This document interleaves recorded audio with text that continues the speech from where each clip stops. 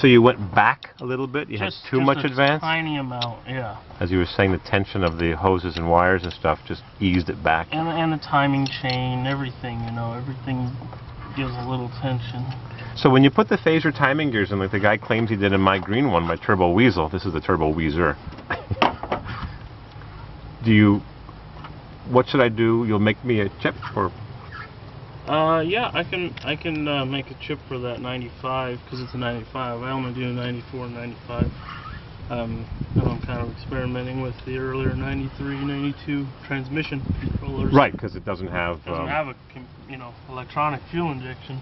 Because my 93, when my friend and I spiked punk, and you'll watch his videos, when he rebuilt the transmission with me in his basement, I've only driven it 20 miles since the tranny was rebuilt, but the tranny doesn't have a firm shift 1-2 under heavy throttle. I could feel the clutches engaging, and it needs more pressure, and I know the pressure is variable. And he said we did everything, put a shift kit in it, and everything is new or good. Yeah, that's all adjustable in the controller. It just needs more pressure, but yeah, it's a computer. You can command more pressure. I put the force motors in, all those things. Yeah. I put all the new parts in. I didn't cheap out. So wait a minute, did you put a brand new force motor in it? I think so. And did you make sure it was for 1993 and 92? The guy I bought it from was a really nice guy. Did he send me the right parts? Well, because there's a difference. In 94 they changed it, so everything 94 and up is a new version that operates at a different duty cycle than the 92, 93. No idea. I told him exactly what I had, but if you put the newer one in, you'll get low pressure, you know, kind of crap. Oh, no, it shifts decently, but I know that it should shift harder because I can feel the clutches engaging. Thunk instead of bang or click. I can feel that it needs more pressure. Yeah, it could be you have the wrong force motor, or it could be just you need more commanded pressure. Cranks right up. That's how it's supposed to work. Oh yeah, hello. 2,000 miles. I can't believe that starter still works because the guy I bought it from has been cranking it for who knows how long. But I will drop the pan. I want to change the oil anyways because who knows how much crud's in there. We don't have any kind of clean shop. And there'd be a number on the side. I just found the guy's number in my phone from the transmission place in Pennsylvania, or was it New Jersey? And I'll ask him if I got the right one, and maybe he'd say they sell a universal one that fits everything. I'll find out. But it does need more pressure on the 1-2 shift. Sure about it. And again, I only drove the truck 20 miles from when we sold the house to the barn, and I was going to drive it the day I left on my trip, but it never happened. See, now we're back to about stock location, right around minus 0.35. That's about stock. Less rattle. Well, no, that's good for, you know, very little rattle, but it's not great for power, you know, throttle response. But a lot easier to move the injection pump than the optical sensor. Yeah, this is all injection pump moving. That 8 is not an 8 millimeters cubed. This That's is 8 degrees. Okay. Yeah. I just said, what a coincidence. We're right on 8, but wrong 8. Yeah, so, you know, now we went back just a hair too far. Too far, so it should be 0.01 or 0.1? It should be about minus 0.1 for good throttle response, good all around. I like, you know, somewhere around minus 0.75, something like that. So we'll nudge it forward again. Right now it's right around 0. So we'll go back. This is why you only tighten the top nut. Right. No, I agree. It works fine by me. I'm happy with that. Because I used to fix cars all the time, and people would say, well, where's the timing light? And I say, that's good when the vehicle is brand new, but when things are worn and stretched and gas has changed and distributors aren't working the same because of slop, you drive it till it pings and you back off a bit, and then you're good. I never used a timing light for years. Years and years. See, with this chip, we're only getting, you know, 9 millimeters cubed, which is right about where it should be. Somewhere between 7 and 9 millimeters cubed at warm idle. And you got to get it warm first to really get a good measurement. But earlier it was showing 7.5 and now it's 9.3. But the other chip was showing this, you know, 20, 22, right. 18. So is my chip that was in here the wrong chip? You changed it or you reprogrammed it? The chip you had in here was correct for what the injection pump said it was. what it should have been. It was a DS4 5068, which should use a BXRF. This is the latest calibration from GM. Came out in '96 for this truck with a 5068 injection pump. But Suburbans wouldn't normally have a 5068 injection pump anyway. Oh, really? It must have been a special order, or somebody changed it late. You know, it might have been a special order. Or put one on from a pickup truck. Yeah. Because they swapped it and said it'll work. Yeah. And then someone may have changed it even later on and put the wrong internals into the wrong pump, or who knows. So we're just going to shut it off and try it one more time. Now you want to take a quick spin to see which chip feels Millimeters better. cubed, 9.68, RPM 600, temperature 180. What's MS? That's milliseconds. That's the pulse width. I was explaining yesterday the dwell time. Right. That's How their long? dwell time. 8 degrees advance, calling for, and that's what we have. Everything's perfect.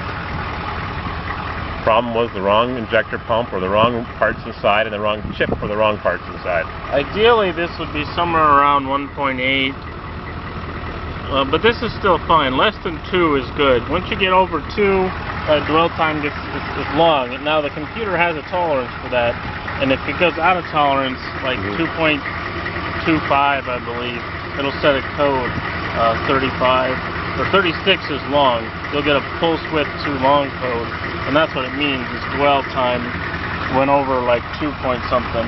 Now with my chip, I actually increased that tolerance so it won't code as fast. But banger by Buddy.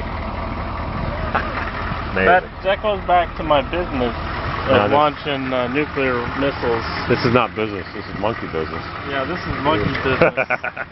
We don't know what the hell we're doing. That goes back to that's a phrase, the banger, 1 banger, 2 banger, 3 banger, from when we launched nuclear missiles. Really? They got three warheads on top. People say it's a 3 banger because they make a big bang. I think so, huh? Nuclear missiles. All right, we're gonna go for a test drive. The stock GM PROM, programmable read-only memory. That's what came in. In the blue, it's a blue chip, and it's erasable, so it's actually an EEPROM, an erasable programmable read-only memory. This is an aftermarket memory chip, flash memory, and a cradle that was made, and it's electrically erasable, so it's a double EEPROM, an EEPROM, electrically erasable programmable read-only memory. And that one, you have to take off the This cover. one, to erase it, because it's not electrically erasable, you have to shoot UV light into this for about 30 minutes, and it'll erase everything on the chip so that you can program it electrically. That's what came in GMs when they were new. Yes. And this is an aftermarket. Yeah, and this isn't old. I mean, people still use this today because they don't want you to be able to erase their shit. So, I mean, it's still used to make it harder to erase, and you know. Because no one's going to have an ultraviolet compartment to put their chip in. But so you buy an aftermarket, then you can program it on the computer. Yeah, this is just so I can adapt it to put into an EEPROM burner, a programmer. And you can also program the electronic 4L80E transmission in my 93 pickup to get my 1-2 shift harder. Yes, it uses the same chip, except it's half the size. This is a 512 kilobit chip, and the transmission control module only uses a 256 kilobit. And where is it in my 93, my mechanical injection with electronic transmission? Where's my computer? I've never actually had one, so whatever. It might be back here in the same place that I'll find it. Your PCM is for this truck. I'll find it. All right, let's close this thing up and go for a drive. Your transmission control module is about this wide and this tall, and it has a rectangular compartment on the front of it. Oh, wait. Sold by LKQ of Southern California, inspected by, when's the delivery date? Ship date, delivery date? This is mine that... Okay. That's yours. Here's your original. Mine says remanufactured also. Yes. And it may be fine. We can plug it back in just to test it. That could have been remanufactured when it was new. Maybe they had the recall on the injection pump and put a wrong pump, or who knows? Yeah, it may have come with this, and nobody knew that you had to, change the chip and crap. But who knows when this happened? We can plug your computer back in to test it. Well, we just plugged my computer back in, and she ain't gonna start. Ready? Crank her up. Alright, we're blowing smoke rings. Alright. Even though I put my starter bracket back on. Luckily your neighbors are cooperating, or maybe they're not. Is that Mercedes across the street got rust on the bottom of the front fenders? Yeah. Oh, did you go look at it? Yeah, I wanted to take a peek at it. I always wanted to have one of those little Mercedes, but a station wagon. I can't? I'm not allowed? I'm offended, Billy. It's too far gone. It's not. I'm going to restore it back to its original beauty when it left the factory in Germany, and I'm going to drive it through the Black Forest, and I'm going to go down the... In your spare time? In my spare time. Yeah. Mrs. CW and I are going to Germany. Did you know that? We're going to go back to the factory where that car was made. Scary. Alright, give it a shot. Got a computer problem, don't we? I guess so. Yep. See, this is a hole because remember I was telling you I make them switchable, so I run the switch cable out of that hole. Oh, with a right. strain relief grommet, and then you mount the cable, you mount the switch somewhere on the dash. And what does that volume control do? What does it let you do again? You had a little rheostat or a potentiometer? It's just a radial knob, and it just allows you to change the program, so you can have a different timing curve or different shift profile. I just want to drive this different thing. Fueling. Basically, you can have it in, here's my valet mode, or the right. wife drive. Valet mode, yeah. Let the wife drive mode. The kid mode. Kid mode, and then you have your mode, or towing mode, Harder shifts and higher shift points. Interesting. Yeah. Well, I guess, you can borrow this. Actually, maybe I'll give you the one out of my truck.